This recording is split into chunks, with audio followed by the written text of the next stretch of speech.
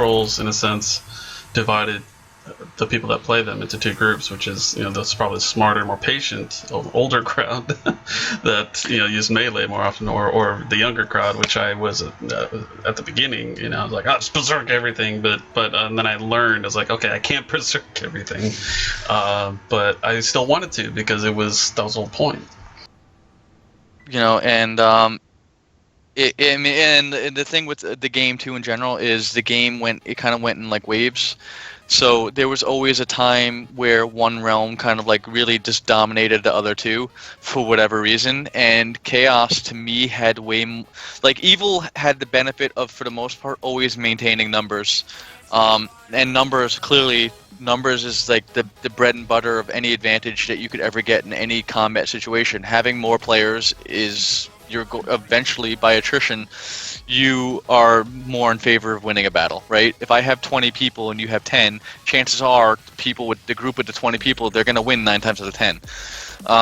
And Evil had that advantage. Evil always had, for the most part, a numbers advantage, which, coupled in with a few other advantages, you would see situations where Evil would dominate the game. Chaos, in my opinion, were probably way better suited towards just dictating fights. They had a lot more abilities that could they could use their ability, and ogres in general were like the linchpin of that. They had more versatile healers. Their jobs in general were just more solid, in my perspective of what they brought to the table. They were just a really well-balanced realm that really had a lot of loyal players that could dominate, and they dominated a lot, especially under people like Daz and people like Skull.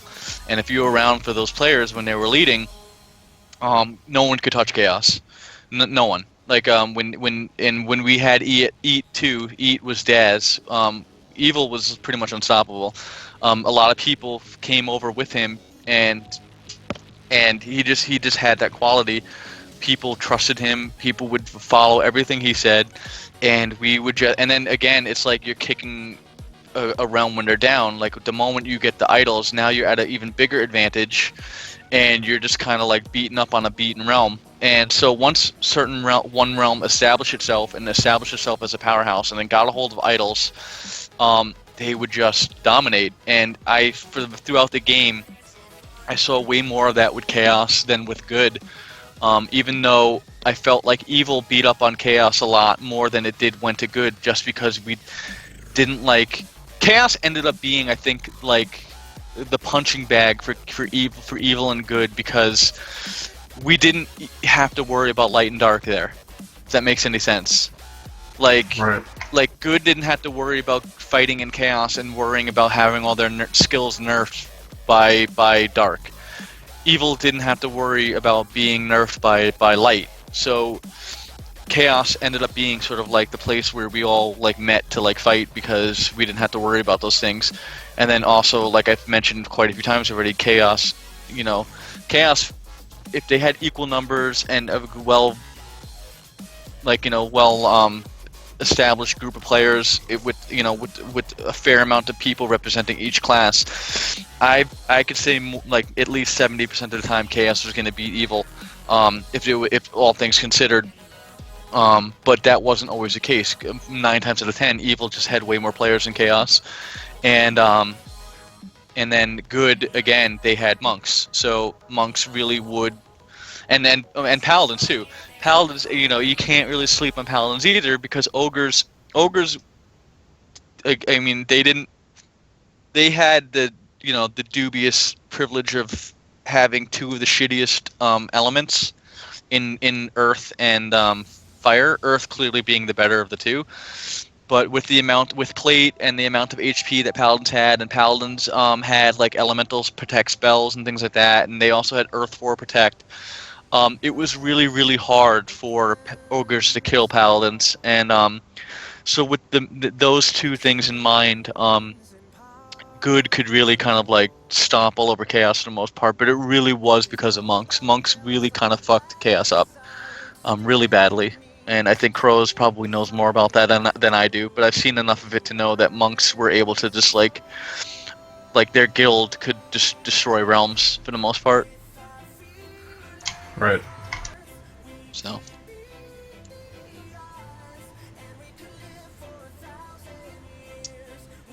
All right, guys, I gotta go. Bird has to be put to bed. It was really nice talking to you, Nick. I appreciate your input. Everything that you said. I'm gonna have to replay this and listen to it again because I didn't get half of what you were saying. Just really? being honest, man. Yeah, you explained everything well. It's just I had a little too much to drink. All right. but definitely, it was a great talk. I appreciate it.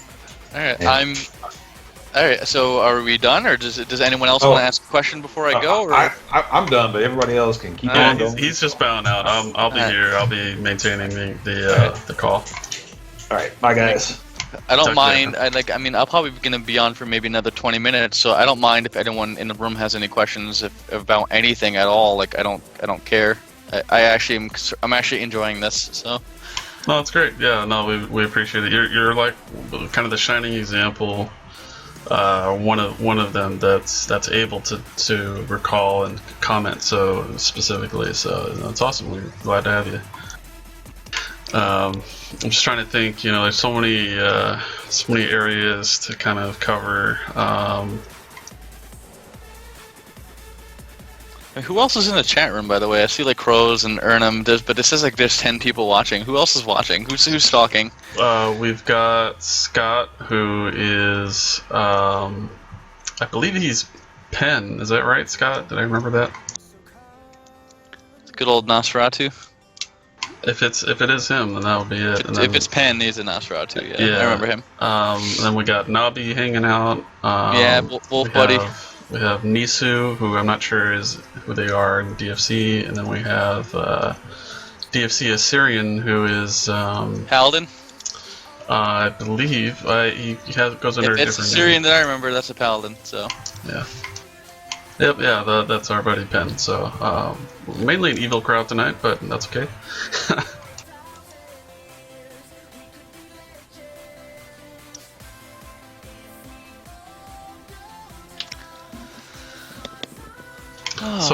I guess we've talked about the weapon skill a little bit, and I'm curious about your opinion as to having a realm that trains every single one individually, which is good, and then Chaos that trains. I think they did the same thing, but on a lesser scale. And then you have Evil that trains just weapons. Like, do you think that was overpowered in itself? I mean, it depends, right? Because ultimately, really all you got as far as an advantage goes, I mean, because really your weapon choices were, for the most part, 90% of the time between Crush and Slash, right? Because Flexible was like non-existent, it was garbage. Fired, again, certain jobs could take advantage of Fired. Like, I had a conversation with Ernum about this. Like Skeletons, for example, they come to mind in particular as being a job that like would double melee with bows. You know what I mean? Like, should they have been able to? That's debatable, but they did. It's a little interesting to imagine that. Nosferatu actually used bows too. Because of the way Fired worked, you didn't miss. It cut into defense, you didn't miss. So they would drain and then they would Fired, and they would like hit people and just to make sure that they got the kill. Because it was a lot easier than trying to lunge and then hoping that you connected instead of missing. But Thrust was kind of non-existent, although there were some people that did use it. I think Headhunter used it. I think Akbar, a Kobold, trained Thrust. But for the most part, Thrust was garbage, and it wasn't really represented in the game. What else? What other weapon types were there? I mean, honestly, it really it boiled down to Crush and Slash, to be honest with you, as far as weapon types go, and So I guess in itself, it kind of made it controlled itself in the fact that 3 or 4 of the weapon types were just not that good. Exactly, and again, and it wasn't like we got that ability, that it didn't come at a cost, because Evil, because of that fact, because we had less to train, we had less TP. So training was very difficult for certain jobs. Necromancers in particular, training was really, really hard. It was very hard to make enough points to train everything you needed.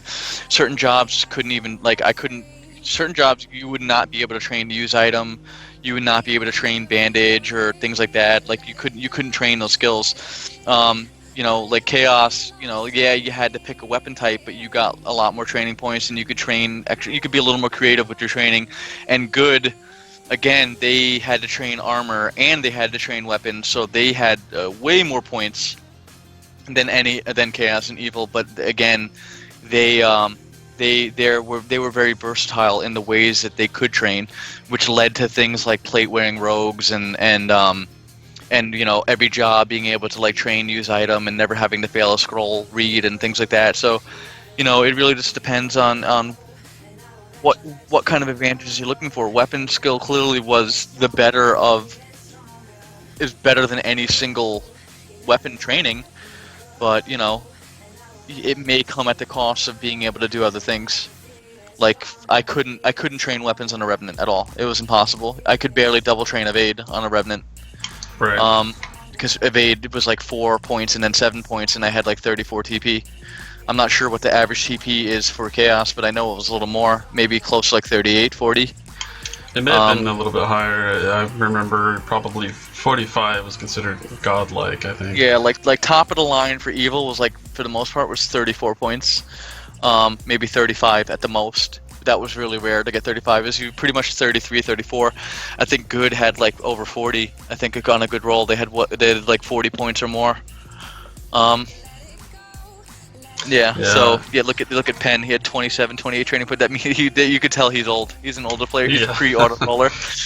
Exactly. So it's interesting because it seems that the way they did it is that they're like, okay, let's just bring over Darkness Falls evil stats and keep it, and then we need 2 new realms. So okay, let's do chaos this way, and then they did good last, it seems. So they gave chaos a little more points to play with, and then good had the most. Yeah, and I mean, and the TP, as far as I'm concerned, really was just based on the weapon skills, and then the armor skills for good. So evil could train weapons in one shot, so they needed less TP. Chaos didn't have to train armor, but they had to train their weapons, whatever types they want, so they got a little more TP. And then good had to train their individual weapon, and they had to train their armor, so they needed even more TP. So but armor, again, I mean, I'm not sure exactly how it worked, but I'm fairly certain, again, from what I've heard, though, that training armor actually increased your defense, too. So there was an added bonus, which is, I believe that's why Paladins were nearly impossible to hit physically. They were really, really hard to hit. With not taking light and dark into account, they were very, very hard to actually connect hits on, and if you did hit them, you would hit them for garbage. So, because they double train plate. So. Oh, yeah. That's a good point. So I'm assuming that the way that the armor training, for example, worked, that it actually worked pretty well for good to, to utilize the defensive. Yeah, for the most part, good without dark in mind. If we didn't have dark, good would probably have stomped all over evil. Dark was just, I think, really powerful, and it nerfed like Rangers for the most part. If we had a dark advantage, Rangers were useless, monks were useless. Right. So that now kind of reminds me about the light and dark issue. So obviously everybody pretty much knows that if there was too much light in the room, evil was pretty much nerfed, and then if there was too much dark, then good was pretty much nerfed. And then the fact also that if there's only like 1 or 2 people in the room, that skills dropped too significantly for things like Mike has stated before, trying to grab idols, and being a solo invader, you couldn't really be successful. So what is your like explanation as far as why light and dark was broken? Light and dark was broken simply because it basically made fights between good and evil. It basically boiled down to a numbers game. So I didn't have to have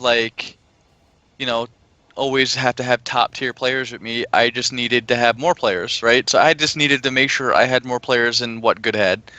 And if I could achieve that, then chances are, as long as everyone stayed together, we were